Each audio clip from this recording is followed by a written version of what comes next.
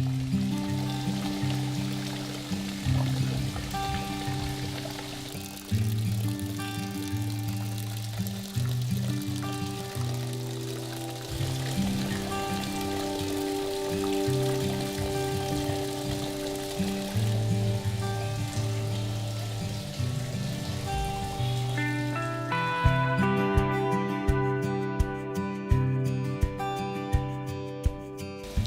this is Eric. Welcome back to the African Homestead. I had all kinds of plans today, but it's the rainy season in Liberia, and this time of year, not 24 hours goes by without some rain falling from the sky.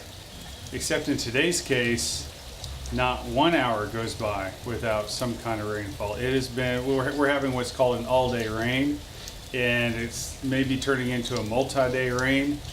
Sometimes it's heavy, sometimes it's light. No, right now it's just kind of a nice light rain. It's very peaceful and calming, but when there's work to be done, it can be a little frustrating. So I'm going to do something else instead. I'm going to talk about moringa, and I'm going to talk about how I harvest it, how I dry it, and how I utilize it. But I'm also going to talk about some quick facts about moringa. As many of you know, moringa is highly nutritious. So if you take fresh moringa like this, chop it up into just one single measuring cup, that's going to contain 2 grams of protein. In addition to that, based on your recommended daily allowance of different vitamins, it will contain 19% of B6, 12% of vitamin C, 11% of your iron, 11% of vitamin B2 or riboflavin, 9% of beta carotene or vitamin A, and 8% of your RDA of magnesium. Now generally your seed pods are going to be lower in everything, but in the case of vitamin C, now this is a mature seed pod, so you're not going to be able to use this, but if you have a young seed pod that's immature, 1 cup of this chopped up will provide 157% of your RDA of vitamin C. And since I'm on the subject of the seeds, putting these seeds in dirty water will actually purify the water. Moringa is also very high in antioxidants. Moringa may reduce blood sugar levels, and for people like me who have type 2 diabetes, that's really important. There are actually some scientific studies that support that, that by taking certain amounts of moringa, anywhere from 13.5% to 21% reduction in fasting blood sugar. So that's something, again, for people with type 2 diabetes, is really important. Moringa may also reduce inflammation.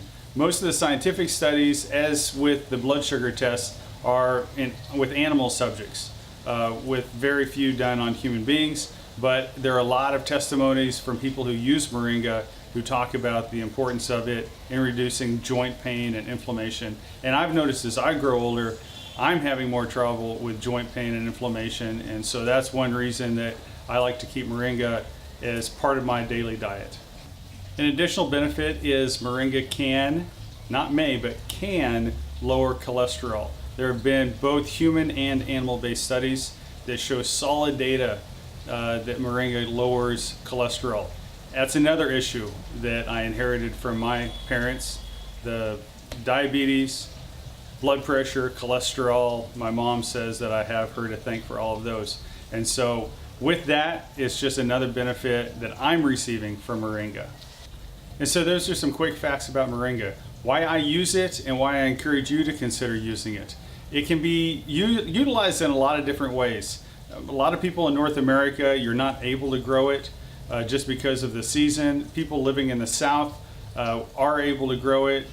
There's also, container plants to where people further north in some of the cooler zones would be able to set it out during the summer and bring it in during the winter. And it can be heavily pruned. And so that may be a possibility that you could consider to grow it to keep fresh leaves available. As I said, I use it primarily. I dry it and make tea. I'll take some lemongrass and mix that in, or I'll mix it with black tea. It has a little bit, it's a mild flavor, but it's a little bit bitter in tea, but can easily be masked by a black tea or green tea or any flavored tea that you like to mix in with it, or even adding some raw honey as a sweetener. Just a lot of ways to use it. Another way to use it is fresh. And so you chop it up, and let's say you're cooking with it. Actually, when the food is done cooking that you want to mix in, like here in Liberia, we eat a lot of rice. And so when the rice is finished cooking, we add the leaves in and mix those in with the rice. And that works really well. You can also do that if you're making a soup. When the soup is done cooking, because the cooking process can take away a lot of the benefits of the moringa leaves.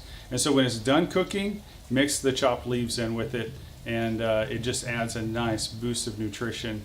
Another way that really is the most common way, I think, in North America and Europe is to buy the powder in capsule form and just take that as a nutritional supplement.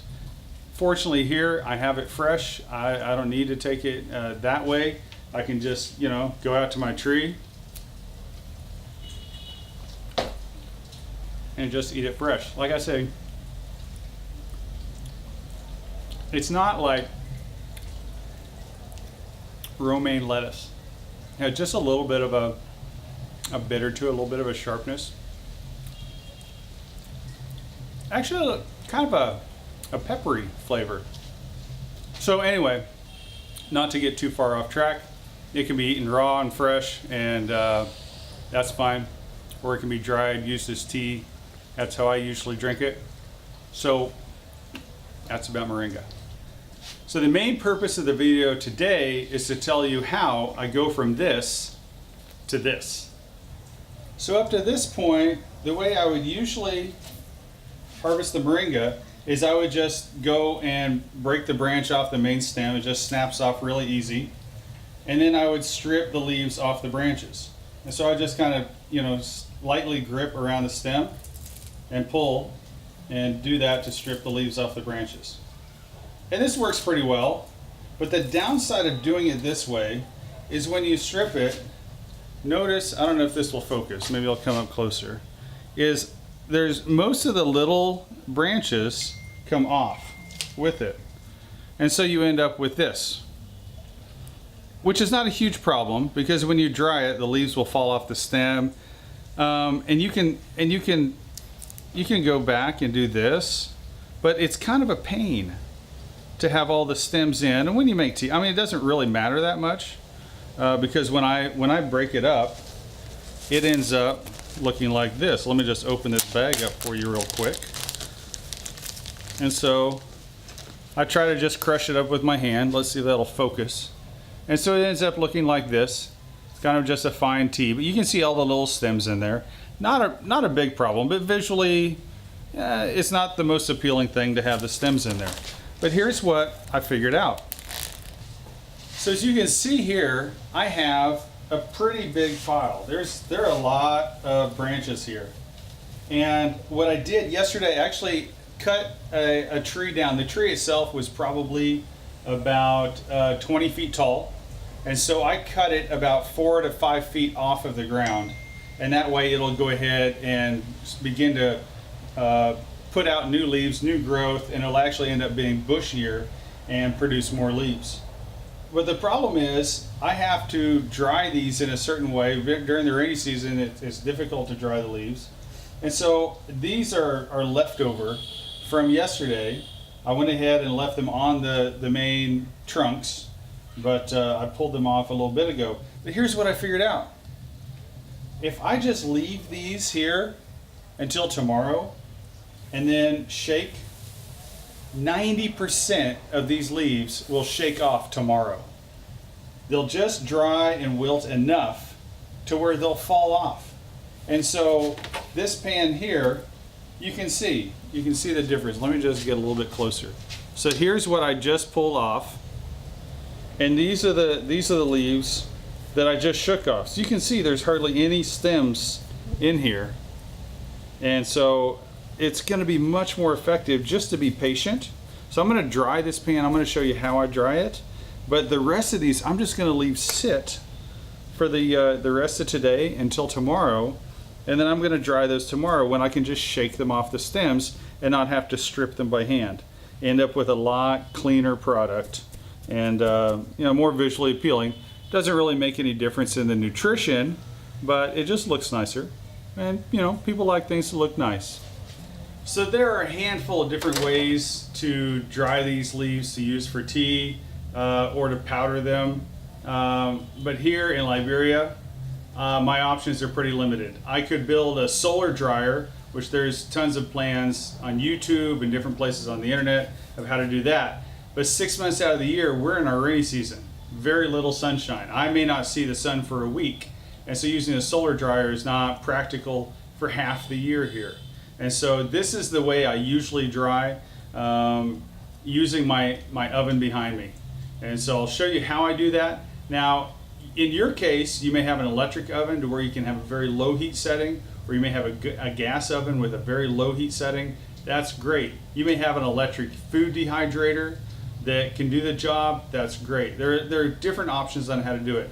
But here in Liberia, I just basically have two options. One is either a solar dehydrator, and the other one is to use my oven. And so in this case, I'll use my oven. So the first rule of thumb when you're drying in a pan like this is not to layer it too thick. In this case, I'm probably about a quarter or a half inch thick. I would not go over 1 inch. When you do that, you're at risk of getting this, it'll start to cake together, especially right at the beginning because there's a lot of moisture in these leaves. And so as that starts to bake out a little bit, if it gets too hot, it'll start to cook. And the problem is then it'll cake together, and it just makes the drying process take a little bit longer. So this is a process, the way I do it, it requires a ton of patience. It doesn't require a ton of my time because I come and go, and you'll see why when I get started with this. But just a pro tip is don't make it too thick. And as I mentioned before, you want to go with low heat. This oven, it's a gas oven, propane. It's not designed to be a dehydrator. And so it'll go down, let's see, the lowest setting is 100 degrees Celsius. And for those of you mathematicians in there, I'll just put it on the screen, whatever that converts to in Fahrenheit. But I set it to the lowest setting. So let me go ahead and fire it up. Now, while the burners on the cooktop have an electric start, for whatever reason, they didn't do that in the oven. So I always have to go old school with matches to get that lit up.